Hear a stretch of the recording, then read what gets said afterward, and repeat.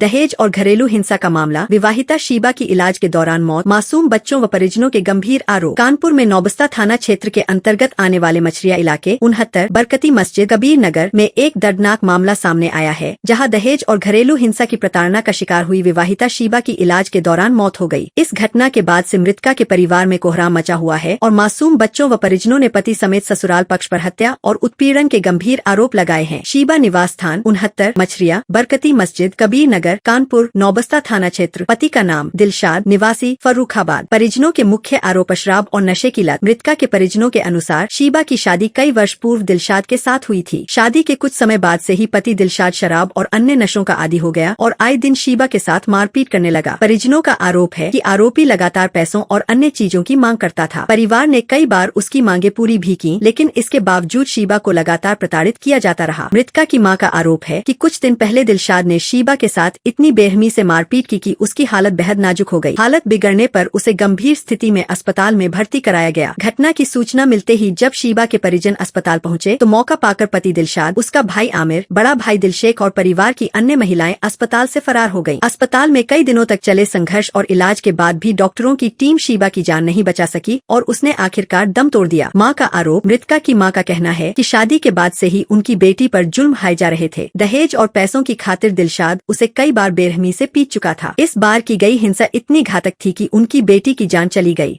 मेरी लड़की है शर्मिला नाम, मेरे बिटिया का नाम शीबा है। और वो जब होता था, जब मारता पीटता था, कहता था जा घर से पैसे कौड़ी लेके आ, नहीं लेके जाती थी तो उसको मारता, कहता यहीं बनी रहो। यहीं बनी रहती थी। जब बच्चे होते थे, डिलीवरी का समय होता तब भगा देता था, मार मार के कहता था ले जाओ यहाँ से। कभी पहुंचा जाता था, फेंक जाता था, इसी तरह करता था हमेशा। सोचते थे अब सुधार कर ले, अब सुधर जाए, सुधरता ही नहीं था। आखिरी में मेरे बिटिया का मार ही डाला, मार मार के तब से। बेटी का क्या नाम है और किसको मारा है? क्या शीबा का शीबा नाम है मेरी बेटी का। दिलशाद के परिवार वाले सब दिलशाद लोग मिल के मारे हैं। सब पूरे परिवार वाले ने मारा, मार के उसको हाथ में फेंक गया हैलट में।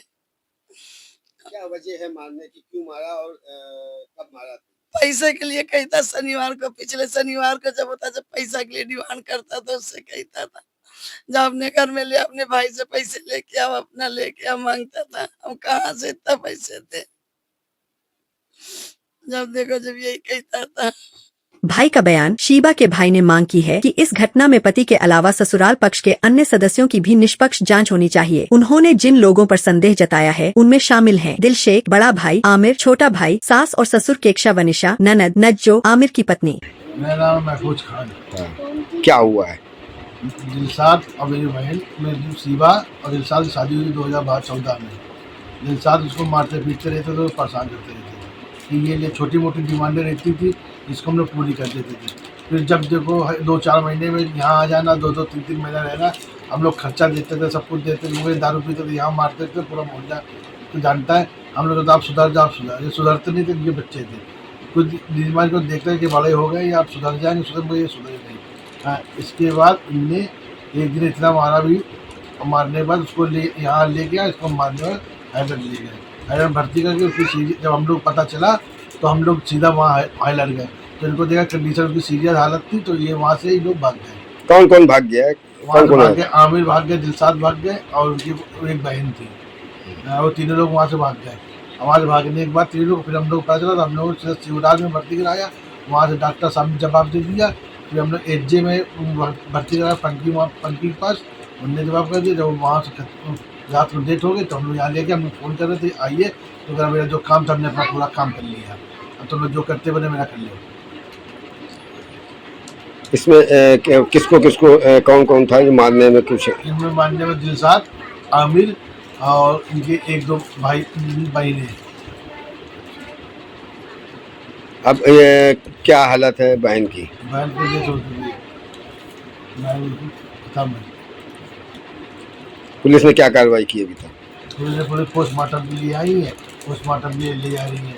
इस दर्दनाक मामले में मृतका के मासूम बच्चों ने भी अपनी मां के साथ हो रही ज्यादतियों की बात सामने रखी है। बच्चों के अनुसार उनके पिता अक्सर उनकी मां के साथ मारपीट करते थे। मेरे पापा का पैसा कहीं गिरा ला वो, और फिर मेरी अम्मी से आके कह रहे कि तुमने पैसा लिया निकालो। तो मेरी अम्मी कहने लगी कि सब, मैं कहने लगी हमने नहीं चुराया, मेरी कसम, सब की कसम खा रही थी। तब भी वो माने नहीं, मेरी अम्मी को घूसा ही घूसा कोनी पे मारने लगे। मेरी मम्मी नीचे जाके चली गई, कहने लगी हमें अपने घर जाना, हमें आपके साथ नहीं रहना। तो उन्होंने मेरी अम्मी का बाल पकड़ के और ऐसे जमीन में पटक दिया। सब लोग आके दरवाजा पीटी, सब लोग आके फिर उसके बाद मेरी अम्मी को बहुत मारिन, लात मारिन, पटक पटक के। किसने मारा है? दादी, दादा, फुप्पी, कक्षा सबने मारा, चाचू वाचू ने सबने मारा है।